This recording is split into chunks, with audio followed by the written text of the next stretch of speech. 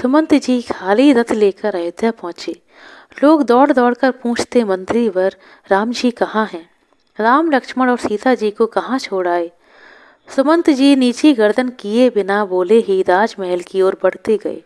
उन्हें अकेला आते देखकर रानियां भी जोर जोर से रोने लगी। राजा ने पूछा, बेटा कहाँ है? पुत्री सीता न जाने कैसे रहती होंगी। राजा अनाथ की तरह रोने लगे। सुमंत ने भी रोते रोते सब हाल कह सुनाया। कौशल्या माँ छाती पीट पीट कर रोने लगी। राजा दशरथ ने अपने अपराध के लिए कौशल्या से क्षमा मांगी। राम को अयोध्या से गए 6 दिन हो गए थे। तब से राजा दशरथ भी यूं ही पड़े थे। आधी रात होने को आई, तब उनका श्रवण कुमार के पिता के द्वारा दिए गए श्राप की उनको याद आई। उन्होंने कौशल्या से कहा, एक बात मैंने तुमको अब तक नहीं बताई, आज बताना चाहता हूँ। हमारे तुम्हारे विवाह के पहले की घटना है। एक बार वर्षा ऋतु में सरयू नदी के किनारे मैं शिकार खेलने गया था। उन दिनों शब्द बेदी बाण चलाने का मुझे बहुत शौक था। अंधेरा हो चला था। यकायक नदी में से हाथी के पानी पीने की आवाज़ लगी। उसी को लक्ष्य करके मैंने बाण चला दिया। तभी मनुष्य के तड़पने की आवाज़ आई। मैं घबराता हुआ वहां पहुंचा और देखा कि एक तपस्वी बालक घायल हुआ करा रहा है। पास में एक मटका पड़ा हुआ है। वह रोते रोते बोला, मेरे अंधे माँ बाप प्यासे हैं। उस आश्रम में बैठे मेरी राह देख रहे होंगे। कृपा करके उनके लिए पानी लेते जाना। और ऐसा बोलते ही उस बालक ने दम तोड़ दिया। मैं जल लेकर आश्रम में गया। मेरी आहट पाकर उसके बूढ़े माँ बाप बोले, बेटा श्रवण, इतनी देर कहाँ लगा दी? मेरी जीभ लड़खड़ा रही थी। मैंने डरते डरते बोला, मैं श्रवण कुमार नहीं हूँ, मैं अयोध्या का राजा दशरथ हूँ। गलती से मेरा बाण तुम्हारे पुत्र को लग गया है और अब वह इस संसार में नहीं है। यह सुनकर बूढ़े माँ बाप करुण विलाप करने लगे। मेरे साथ वे नदी के तट तक आए। उन्होंने पुत्र को जलांजलि दी और मुझे श्राप दिया कि हे राजन, पुत्र के वियोग में जैसे आज हम मर रहे हैं, वैसे ही तड़प तड़प कर तुम भी मरोगे। और उन दोनों माँ बाप ने उसी समय प्राण त्याग दिए। कौशल्या, लगता है कि उस श्राप के सच होने का समय अब आ गया है।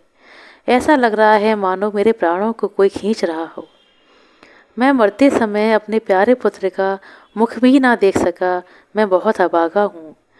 अपने किए कर्मों का फल मैं भोग रहा हूँ। और हे राम कहते हुए राजा दशरथ ने अपने प्राण त्याग दिए। रानियां राजा के बल पौरुष का वर्णन करती हुई करुण स्वर में विलाप करने लगी।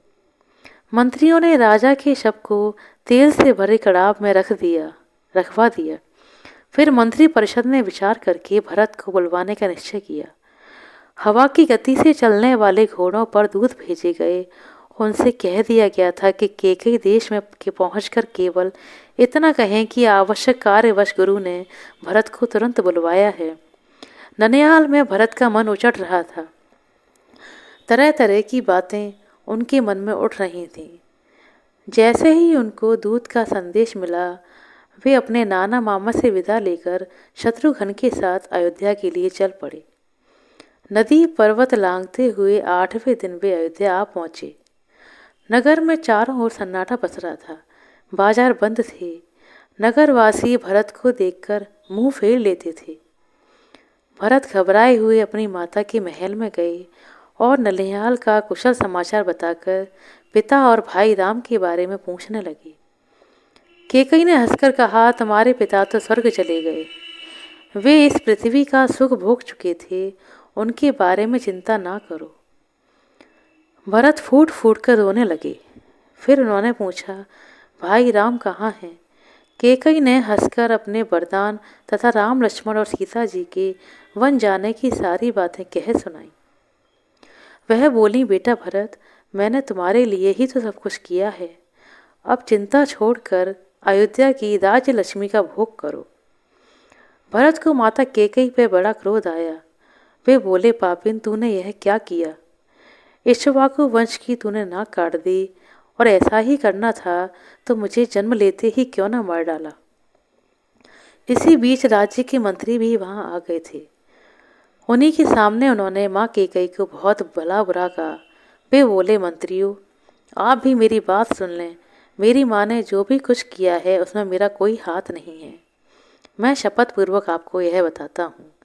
और यह कहकर भरत तुरंत ही माता कौशल्या के पास चले गए और उनसे लिपटकर बच्चे की तरह बिलख बिलख कर रोने लगे। माँ कौशल्या ने उन्हें धीरज बंधाया, फिर वे भी पछाड़ खाकर भूमि पर गिर पड़ी। भरत ने माता को भी तरह तरह से सांत्वना दी।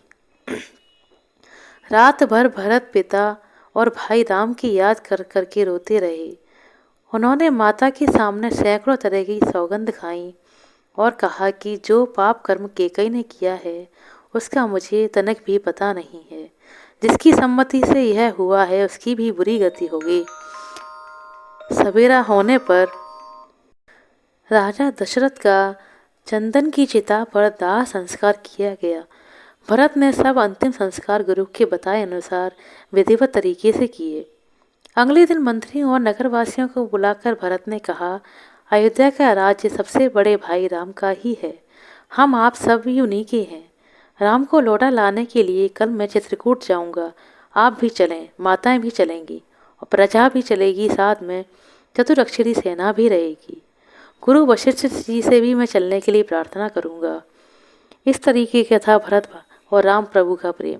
आशा करते हैं दोस्तों आपको हमारे द्वारा सुनाई गई छोटी सी कहानी समझ में आई होगी और अच्छी लगी होगी। यदि कहानी अच्छी लगी हो तो कृपया